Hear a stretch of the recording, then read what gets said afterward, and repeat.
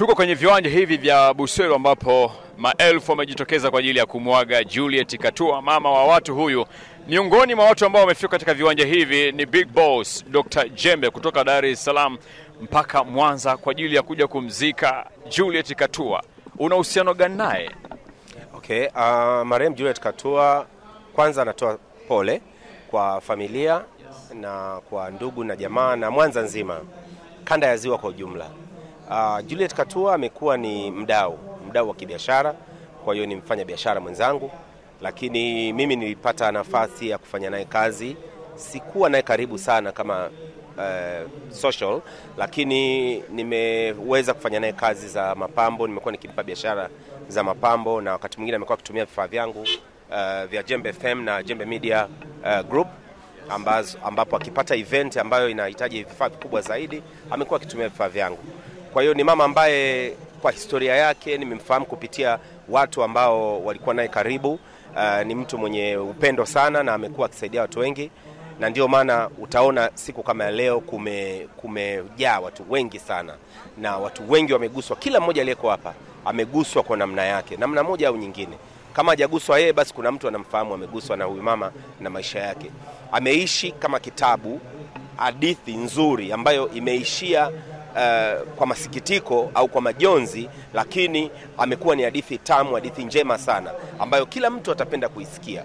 Kila mmoja akiinuka hapa ana historia yake au ana story yake kuhusu jinsi ambavyo mama Katua alivyomgusa. Na vile vile Mwanza nzima imemiminika hapa. Sijui kama kuna mtu ambaye namjua mimi wa Mwanza hajatokea hapa. Kwa hiyo inavyoelekea kwamba ni mtu ambaye ameacha pengo kubwa sana.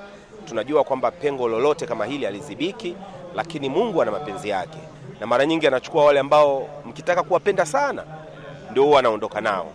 Kwa hiyo wakati mwingine mimi mpaka huwa nawaza kwamba inabidi nisiwe mwema sana kwa sababu watu wengi mimi ninaojua wema sana Mungu anakuwa anaondoka nao. Sijui huwa ni nini hicho. Kwa hiyo ndio maana wakati mwingine mimi naamua kuwa mkaksi yani. Umeona ndugu yangu, ili niendelee kuwepo. Lakini yote kwa yote, mapenzi ya Mungu lazima tuyakubali, na tukubali kwamba kule aliko, kwa sababu ya mema mengi aliyoyafanya, basi Mungu atampokea na atampa pumziko la milele.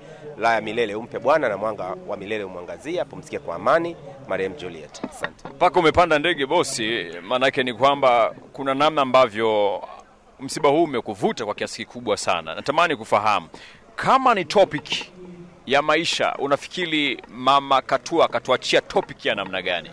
Mimi naona mama Katua katuachia topic ya upendo. Hili ni moja ambalo limeshikilia. Kila mmoja alikuwa akisimama, alikuwa anazungumzia kuhusu upendo wake. Kwa hiyo alikuwa na upendo kwa familia, ana upendo kwa rafiki, ana upendo kwa watu wanaofanya nao kazi, na hakuwahi kuwa na roho mbaya. Ukiwa na upendo huwezi kuwa na roho mbaya. Unaona watu wote walikuja hapa, wamekuja wengi wao wako kwenye industries ambazo wanafanya kazi yeye, ikiwemo wapambaji, washereheshaji na shughuli mbalimbali. Hajawahi kuwabania, hajawahi kuwafanyia fitna, amekuwa akifanya kazi kwa kushirikiana na watu wengine. Kwa hiyo nadhani upendo ni jambo kubwa sana kwenye maisha yetu. Tujishirikishe kwenye upendo na tupende watu wengine ili tuache hadithi nzuri. Okay. Jembe FM tumekuja hapa kuhakikisha matukio yote ambayo yanaendelea hapa tunakuwa ni sehemu ya tukio hili. Kwa sababu wewe ndio mkurugenzi, zungumza na wananchi kuhusiana na uhusiano mkubwa ambao utazidi kudumisha.